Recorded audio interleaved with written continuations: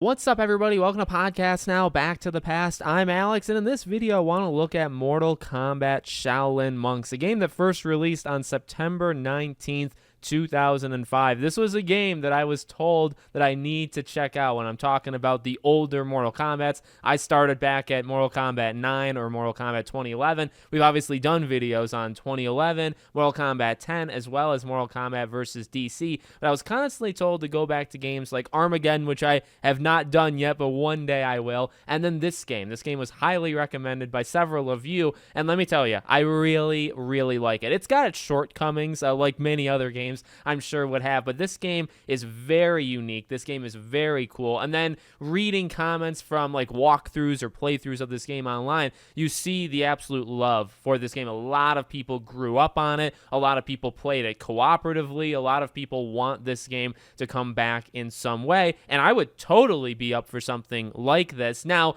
there was talk that this game would actually maybe get a remaster or a remake. It was almost a decade, I think actually more than a decade ago, that Ed Boon had talked about it, and it kind of just fizzled out. It was originally talked about, I think, for the PS3 360 generation, so we're talking, again, far removed from it. I highly doubt, with how busy NetherRealm is, that we'll ever go back to this game, but at the same time, that kind of solidifies this game as a classic, as a relic, of that era. And I don't even know if you made a new game like it right now, I think people would enjoy it. I think people that like Shaolin Monks would like it, but I don't know from a mass appeal how many people would be into it. But from a history point of view, this game did actually extremely well. Now, this was not the first kind of beat 'em up style game, but really games before this ultimately failed, right? You had Special Forces, which is kind of looked at as one of, if not the worst, Mortal Kombat games of all time. You had this game. You had actually, after this game came out and did really good, they wanted to do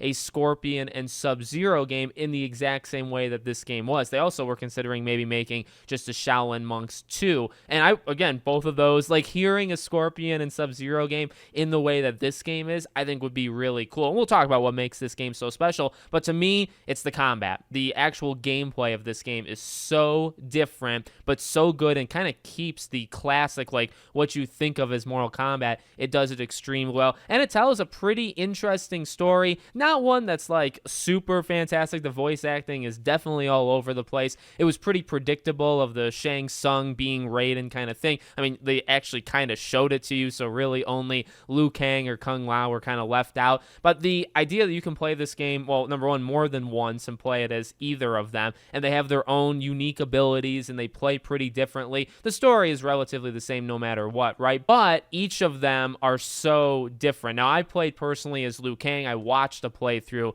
as Kung Lao. I think I made the right choice because I do really like Liu Kang. I've talked about him in the Mortal Kombat videos that I've done, that reoccurring, he's a pretty good character. Like, I like his fighting style. He's fast, he's quick. I like that style in most fighting games / Mortal Kombat games. So he's the one I kind of wanted to go to. Plus, I just like his character a little bit more, so I gravitated towards him. But watching Kung Lao's gameplay, I mean, it's pretty good. I actually really like it. Maybe one day I'll go back and replay it as him. And so in terms of the game itself, well, again, I really liked it. It's challenging. It's hard. It doesn't always like tell you, and look, I'm a simpleton, okay? I need to be told what to do in games. I know, well, I'm not one that like the game needs to hold your hand, I guess, 100% throughout the entire game, but I do generally am fine with, I should say, the game pointing you and saying, okay, go here, go there. And this game will do it, right? It'll focus its camera on something, kind of pull it back to then you, and that's the cue that, okay, go there, right? That's where the game wants you to go. But sometimes there'll be like a lever that's locked that you have to kind of go to a completely different place.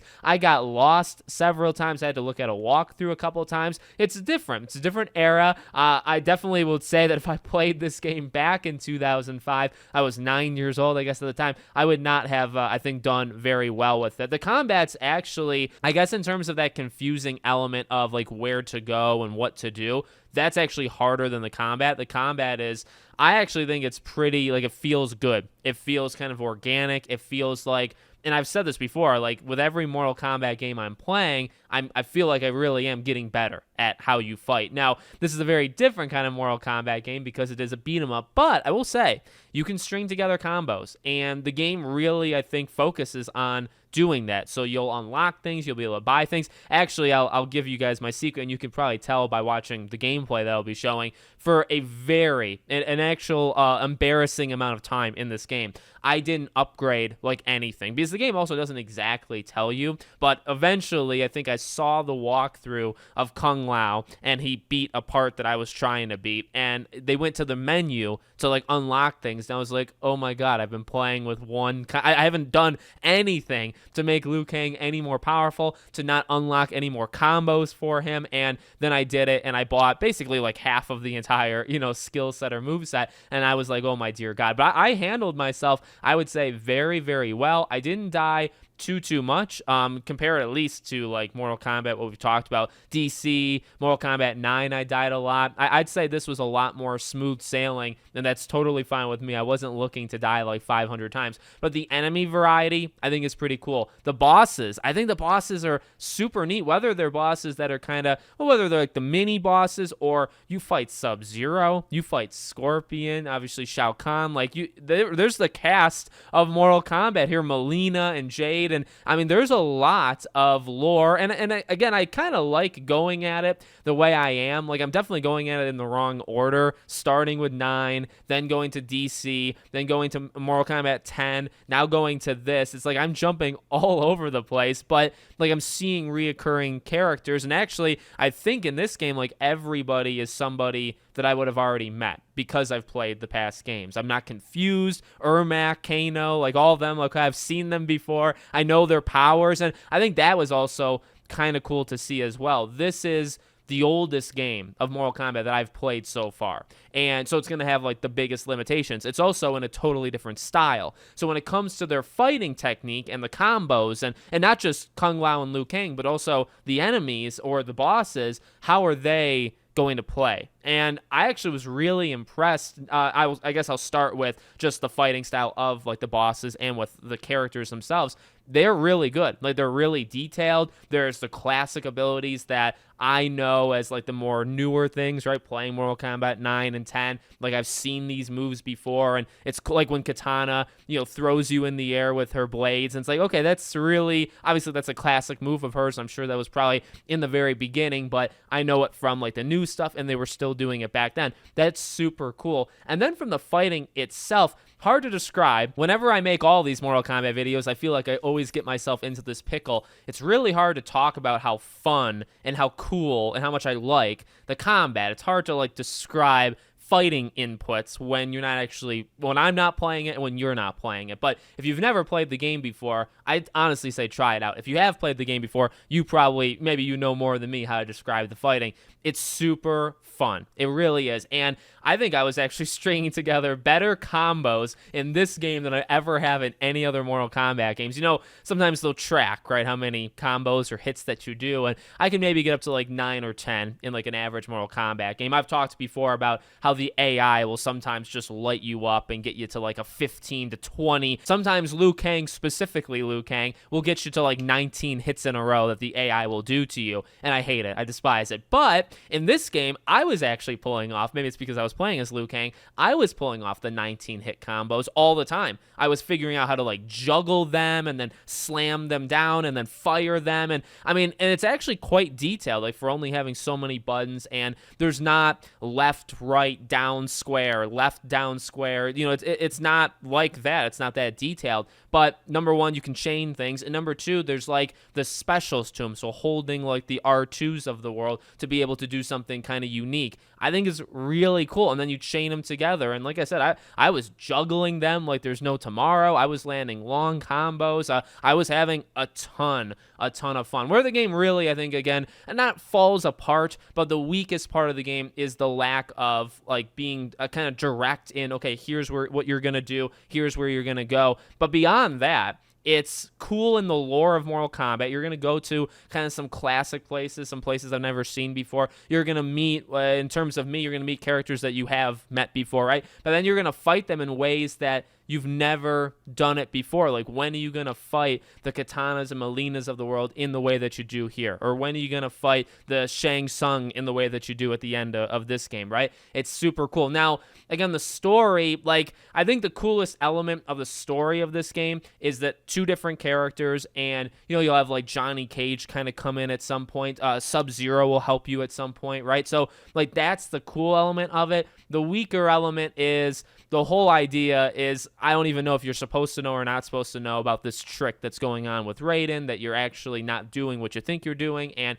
you're all doing it for, you know, a greater plot. Eventually you defeat Shang Tsung, and eventually you defeat Shao Kahn. So it's a reoccurring storyline that we've kind of seen before, only the mimicking of Raiden thing is like, well, I kind of saw that coming. The voice acting is totally all over the place. Some of them are pretty okay. Some of them are pretty much not okay, let's just say that. But, you know, I'm not playing the game for that, to be honest. I wasn't honestly even playing it for the story. I think, like, the beginning cutscene is incredible. I saw that in, like, the walkthrough of what I was watching, comments saying this is the best opening of any Mortal Kombat game ever. I don't know if I'd say that. I think there's a lot of cutscenes in the newer ones that I really, really like. But the opening of Shaolin Monks is really cool. It's a tournament, but a tournament, and I really want to know, like, how these tournaments work, like, getting into the nitty-gritty of, like, how they do matchups and how they, like, set the brackets and stuff, because it seems like there's no rhyme or reason how any of this stuff works.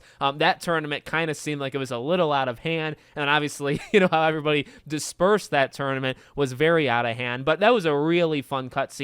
Even the last cutscene, and then obviously there's the in-game cinematics that look fine. The game looks pretty okay. Now, comparing it to 2005, well, recently I haven't played too many 2005 games. You'll have to forgive me. I remember, like, the Lego games of the time.